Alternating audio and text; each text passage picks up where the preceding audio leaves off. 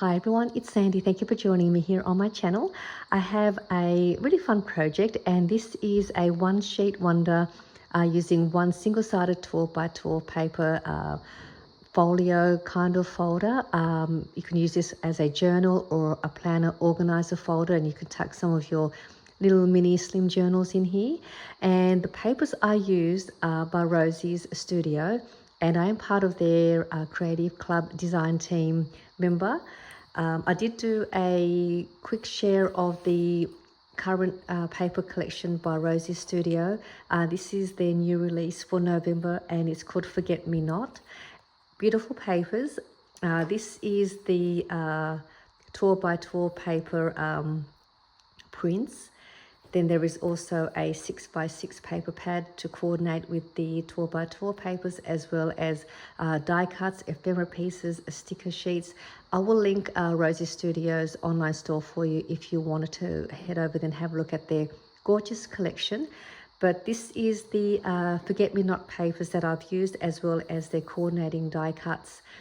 And I'm going to show you the multi-pocket journal folder that I made, and then I'm going to do the tutorial for you. It's really easy, it's fun to put together. I think it's a great size. So I'm going to just show you how it looks like. I did use some of this really nice velvet sort of trim to wrap around to close the folio folder, and then you can just slide it out. And if you don't want to use some string to make your closure, you can use a belly band and create a belly band by just cutting a strip of paper, and then you can use that to use as a closure.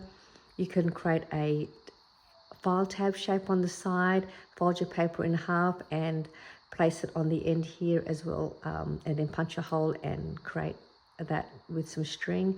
So there's all different ways you can make this as a closure, or you can leave it as is. These are the coordinating ephemera pieces, and I just laid them, and then using some foam squares to give it some dimension. And these cute little butterflies were in the little kit, and I just thought I would just add a few of those to the cover. Just really pretty. And this is one of the ticket strip or ticket shape. I punched a little hole in the end, and I just glued this part to create this part to close. It opens up this way to like a coin envelope shape, and I use some more of their ephemera pieces to create the part where I can add some string to create the closure, and then added some brads, and it opens up this way. And then because I didn't want to see the metal part of the brad, I just stuck on another butterfly there to hide that. And this is the pocket. I didn't add anything inside the pocket because I wanted to show you the project. So there's a nice pocket in here to add some ephemera pieces, some washi sample, just some little notes in here, or your die cuts. And then at the back is another pocket.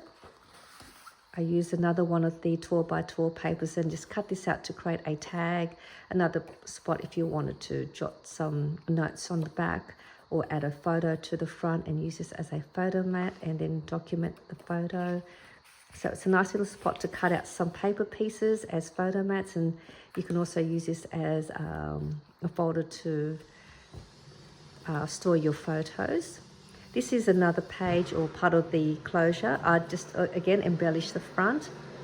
I used one of the label ephemera pieces, and I could write down what I want to use this folio folder for, or date it. And then opens up this way to another coin envelope style pocket. It's done the same way. I used some more of the ephemera pieces, use some crochet string. Opens up like that, and there is another pocket here, and at the back is another pocket, and I made a cute little slim journal. And I used the 6 by 6 paper to make the cover, and all I done was fold that in half, so it's a 3 by 6 inch. If you hear any of the noise in the background, it's my husband. He's putting together the walk-in robe for our walk-in robe in our bedroom. And I'm not sure what else he's doing, but I do apologize for the noise in the background. Some more embellishing using the ephemera pieces. Just love this dove. It's just a pretty little dove there. Then I just used some copying paper to create the pages for the journal, and then just stapling that together. And I thought that was a perfect little spot to tuck in one of the journals in there. I made a side tuck pocket here using another one of the die cuts. So if you don't have the die cuts and you want to create another side pocket like this, you could do that as well, just cutting another strip of paper, however wide you like it, and then you can just glue the top and the bottom of your strip of your paper, and then you've got yourself like a belly band to tuck in some of your extra pieces in there as well, like I have, if you don't have a large long die cut piece. Some more ephemera pieces from the collection. I just wanted to add them in there so you could see these really pretty die cuts.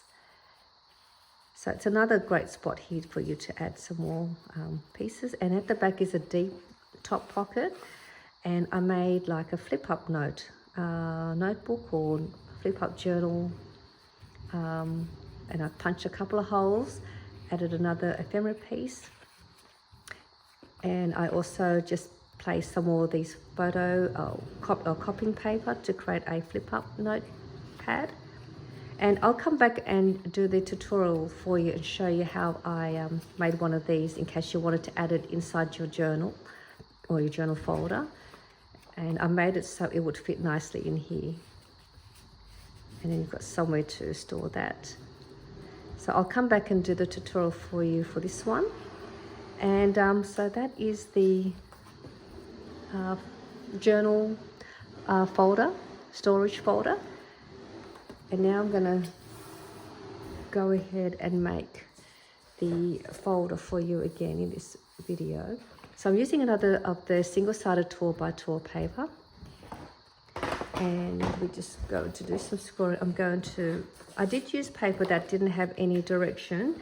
If you are going to use a directional paper, this part here will end up being the image will be sort of upside down. So if that doesn't bother you, you can still go ahead and use a pattern paper that's got a directional pattern.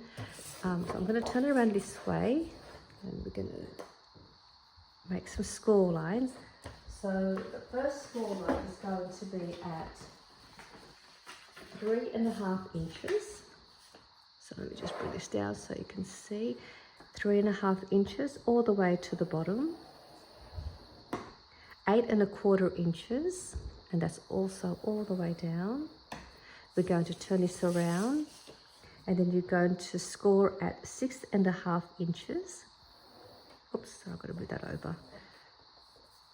Ignore that score line. 6.5 inches and 9.25 of an inch.